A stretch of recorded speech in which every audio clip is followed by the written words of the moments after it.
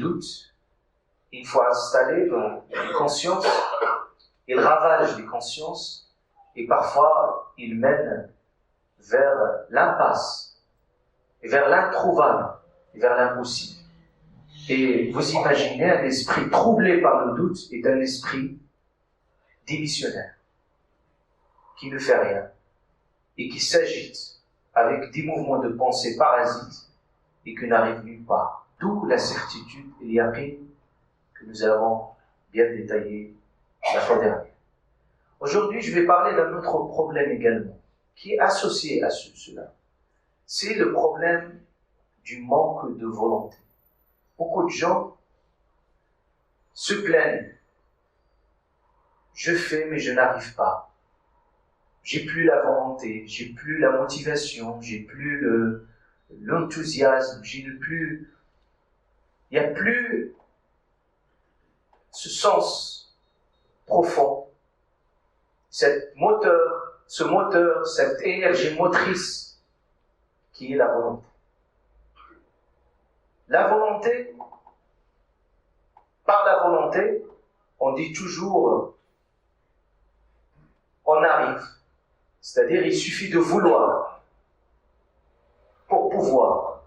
Notion de vouloir pour pouvoir. C'est-à-dire, par la volonté, on peut arriver à atteindre des buts ultimes et arriver à ce que les gens disent, voilà, cette personne, il a de la volonté. Et parfois, ce manque de volonté nous handicape. Il le laisse parfois handicapé, si on puisse dire. Et parfois, mort-vivant. Il y a des personnes qui sont vivantes. Certes, ils jouissent d'une bonne santé, ils ont tout, ils ont le temps, ils ont plein de choses. Mais qui ne profitent rien, qui ne jouissent en rien de ces capacités que Dieu leur a données. Alors que d'autres personnes, parfois, elles sont en situation d'handicap physique, mais qu'ils ont fait, ils ont fait des miracles dans leur vie. Vous avez de l'histoire ancienne, de l'histoire moderne, des gens qui sont arrivés à des niveaux, on peut dire impossibles, mais une fois il y a la question de la volonté, ça change radicalement, ça donne, c'est un jeu miracle de la volonté. Et quand on manque de volonté, même si on a tout, on peut rien faire. Mort-vivant au sens, quand notre volonté meurt, c'est qu'on est mort, moralement mort sur tous les plans. On ne peut rien faire. On peut juste être spectateur, au pire spectateur, sur notre vie, mais il n'y a rien de... C'est pour ça, cette maladie de la manque de volonté, et c'est tellement essentiel que l'islam, que le Coran al-Karim, on a parlé de cette volonté, comment la nourrir, comment la construire, et comment renouveler cette énergie à l'intérieur de nous qui peut parfois baisser. Et qu'est-ce qui fait baisser la motivation? Qu'est-ce qui fait... Et ça suppose une connaissance approfondie de soi, une connaissance d'Allah subhanahu wa ta'ala, une connaissance aussi de l'entourage qui nous entoure. C'est ça l'objet, Inch'Allah ta'ala, de ce sermon. Pour pouvoir remédier à ce manque de volonté, il faut avant tout comprendre la nature humaine. Notre nature humaine. Notre nature humaine, c'est que notre nafs, notre nature, connaît des périodes où l'enthousiasme, être enthousiaste, souvent, nafs, quand il commence une action, il est très enthousiaste. Surtout quand il découvre quelque chose qu'il ne connaît pas auparavant, quand il déguste quelque chose de nouveau, quelque chose qu'il n'a jamais expérimenté par le passé, son appétit, automatiquement, s'ouvre. Et qu'est-ce qu'il fait? Quand il ne prend pas les précautions qu'il faut pour rester dans la modération, même les choses les plus belles à déguster, mais rester dans la modération, et que cette dégustation soit pérenne. Parce qu'il ne suffit pas de faire les choses très rapidement, de faire les choses activement, et puis à la fin, on lâche tout.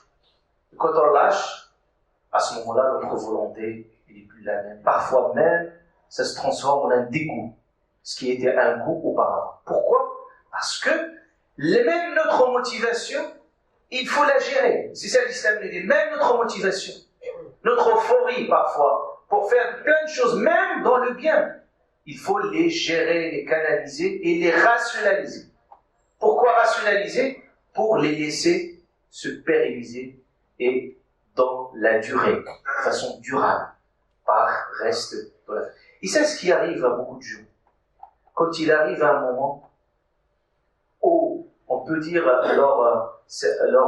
leur motivation se révèle, et puis ils sont là. C'est comme quelqu'un face à un plat, il a très faim, il commence à manger n'importe quoi. Et il commence à manger n'importe comment. Et puis parfois il se transforme en un dégoût. Même la nourriture qui était auparavant, elle avait un goût, ça se transforme en un dégoût. Pourquoi? Une aversion. Pourquoi pour ces aliments? Parce que finalement, la personne n'a pas su gérer cet enthousiasme dès le début. C'est ça ce que nous montre le prophète alayhi salam. Quand il nous dit de ce hadith, il dit, chaque action, il a une effervescence, c'est-à-dire il a un enthousiasme. Chaque action, il y a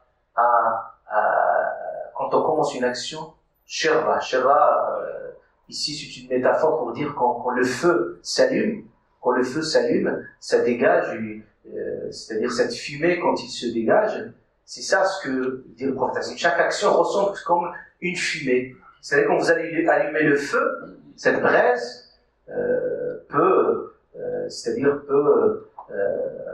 arriver à un niveau très très très supérieur d'enthousiasme. Ici le prophète il dit chaque enthousiasme, chaque motivation, shirra, une démotivation.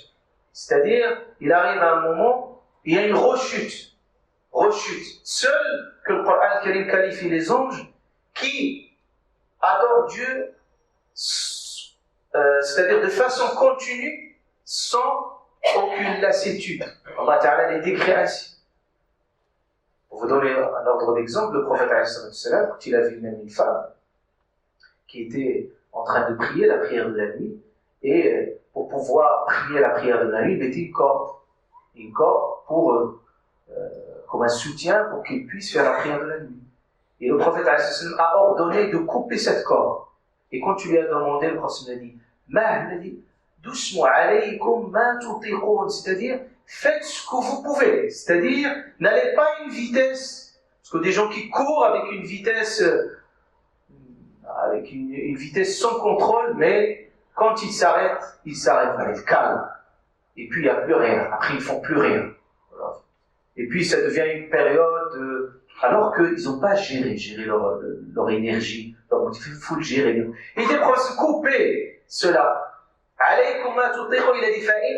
Il explique le prophète, il a dit, car Allah ne se lasse pas jusqu'au que vous lassiez. C'est-à-dire, la lassitude, c'est une nature humaine.